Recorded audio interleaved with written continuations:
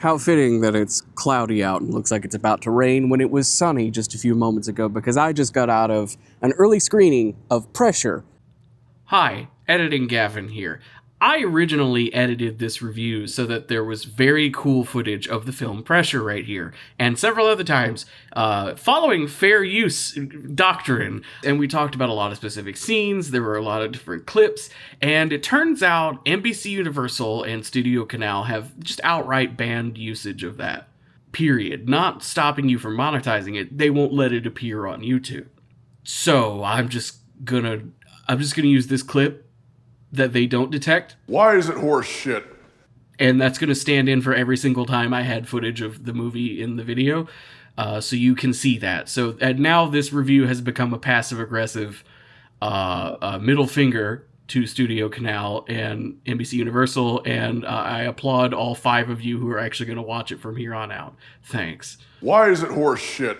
Was forecast to be one of the sleepiest dad World War II movies of the year, but I learned from the Apple original Greyhound with Tom Hanks that some of the sleepiest looking World War II movies can quietly be amazing. Stay tuned to the end if you want to hear more about why Greyhound owns. I should do a video about Greyhound. Pressure was okay. Spoiler alert, Pressure is fine. It has some really good scenes, so let's get into it. Why is it horse shit? Pressure is quite simple. It's about the guy who forecast the weather of D-Day. That's about it. Why is it horse shit? It's one of those World War II movies where it's about an event that is so widely known. It has a lot of moments that have tension based around the idea that you either don't remember the history or you're really, really, really, really invested in the minutia of how those conversations went, because the date of D-Day is kind of well known. So the fact that the whole movie has characters saying, we gotta make a decision because Monday, June 5th, will be D-Day.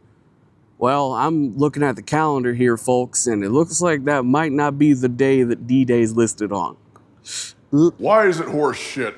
Andrew Scott plays Captain Stagg, James Stagg, a meteorologist who comes highly suggested to Eisenhower from Winston Churchill himself, a character who is not seen in this movie. I'm guessing because they ran out of budget for character actors, filling out the cast with Andrew Scott, Brendan Fraser, you got Carrie Condon in there, Chris Messina, Damian Lewis, which is pretty funny to see a band of brothers alum in a movie playing a stiff upper lip Britishman. Why is it horse shit?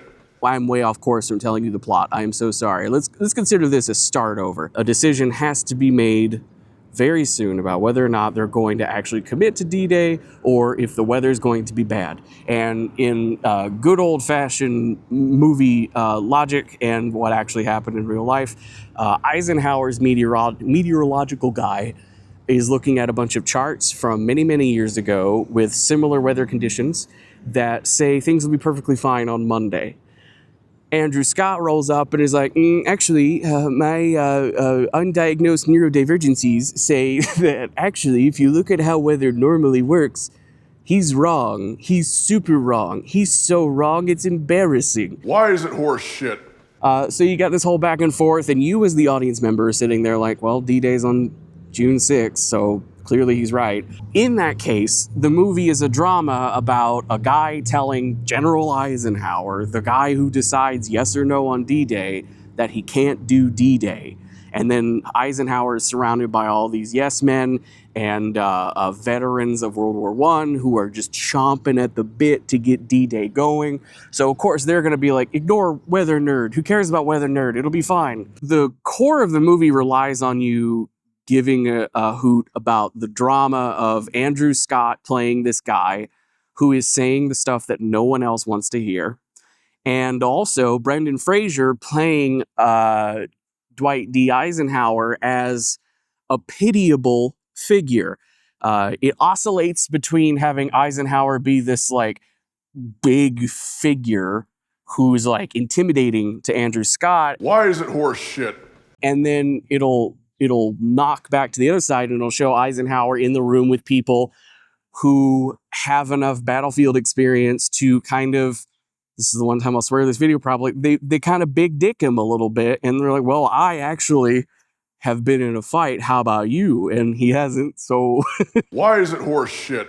Because the movie is mostly just people standing in one location having arguments, they save up their pennies so that the very, very, very, very ending is all of these character actors standing in a room, nodding and grimacing at radios, so that they can then cut to footage of D-Day happening. Why is it horse shit? The shot for the movie version of D-Day is like, fine, it's whatever. But as far as a spoiler-free recap, that's it. Like, they have arguments about whether or not they should have D-Day on Monday. As we know, in the real world, D-Day did not happen on a Monday. And then, actually, the weather says we could do it Tuesday. How about we do it Tuesday? And guess what? They did it Tuesday. I don't want to be that jerk who rolls out of, Titanic in 1997 and is like, well, the ship sunk. But, when you make a movie about a sort of foundational event in the history of humanity, I feel like it's fair to be like, yeah, so D-Day happened on a Tuesday. Why is it horse shit? I think Andrew Scott does a good job. There is two scenes in particular, actually, where he really pulls out the stops. I won't spoil what happens at the end of the movie with his character or anything like that, even though he's a historical figure, so you could just look at his Wikipedia. But there is one scene about midway through the movie where there's a huge argument about, obviously, everyone saying, let's just do D-Day on Monday. And he's the only person like, it's gonna storm. You will not work. You have to stop. And in the middle of the argument, he gets a phone call. So he turns his back to Brendan Fraser and everyone who's rambling. Fraser. I keep saying Fraser. He turns his back on Eisenhower and he takes the phone call. And it's not a long shot, but it's a really good single shot. It's a close-up of Andrew Scott. And he's taking this phone call. He thinks the phone call is, hey, your pregnant wife just gave birth. You have a kid. And the phone call says, the hospital got bombed. We can't find your wife. And you get to see the life drain out of his eyes in that moment. He doesn't do this huge, he doesn't do like a rictus smile to hide it, or he doesn't start like frowning and crying. You just watched like everything drain out of him. And it was wild to be in a theater of a movie where there were maybe 2 laugh moments from the audience. You could feel like the oxygen get sucked out of the room. Like, he actually delivered something in that moment. And I commend that, because this movie does not give you a lot to work with. There's also a moment where like the rain shows up that he said was going to come, and him and Eisenhower are standing in the rain looking at each other. Very gay. I can't, if this movie was not like the antithesis to Tumblr, I could see all sorts of interesting fan art of that moment. Eisenhower's performance, I think he does a really good job. The one note I have is, if you grew up watching The Mummy and all that stuff, you're going to be in a weird position where it's hard to take yelling seriously. Why is it horse shit?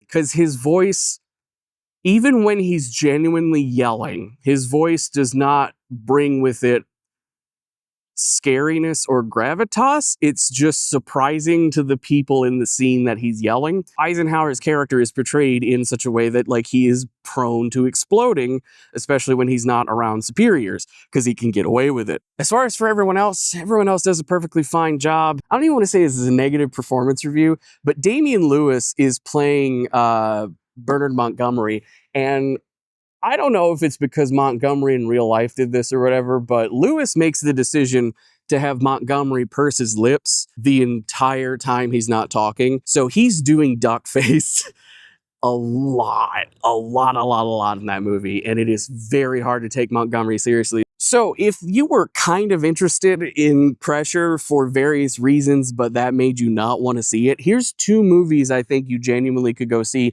that aren't one is a World War II movie, one is incredibly far away from being a World War II movie. Go see Rental Family. Rental Family is fantastic. It is a crime that I saw Rental Family before I started doing these videos.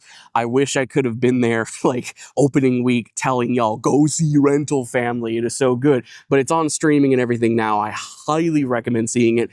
His performance is fantastic. The story of the movie is so good. I want to go watch it right now, honestly, especially if it gets me out of these swarming gnats. But if you want a good World War II movie, I mentioned it at the beginning, but the Apple TV original film Greyhound with Tom Hanks is a real nail biter. It's one of those like One Crazy Night kind of movies where there's like a ticking clock and we do not really particularly cut away from the action once it starts. But Tom Hanks plays a captain of one of the little destroyers that was out like protecting convoys crossing the North Atlantic during World War II. It is intense. It is a movie that is very narrow in scope. It stays on that ship the whole time. It doesn't suffer from the World War II thing of having a bunch of characters who you don't know or care who they are, so when they die, you don't feel anything. In Greyhound, you know like 5 or 10 people on that ship because you see them so much. If you want a good, action-packed, contained World War II movie, Greyhound, even though it's based on a fiction novel, it's based on some real stuff that happened, really good. If you're thinking about seeing Pressure, go see it, I guess. If you want to see Andrew Scott be pretty good for 2 hours, it's just not going to blow your socks off. It's not really bringing anything new to the table as far as the World War II drama is concerned. There's no soldier characters. I should say that. Like, there are soldier characters in the movie, but they're not named. And so when you get to the actual D-Day footage of people like making it up the beach finally, or all the people getting mowed down by machine guns, it's not really impactful. It's just, generic footage of D-Day. You could literally cut the footage of D-Day from Pressure into Band of Brothers or Saving Private Ryan, and just the image quality would be the only difference. There's a gnat on my glasses. I hate it. I'm leaving soon. Thank you for watching. If you want to support what I do and get me away from these freaking gnats, patreon.com/GavinGWiz. You can follow for free to vote on what fun horror movies I watch and review occasionally, as well as hear firsthand what I'm going to go see at theaters next. These things are everywhere, so I'm leaving. You don't get the full promo today. You get it. Bye. Why is it horse shit?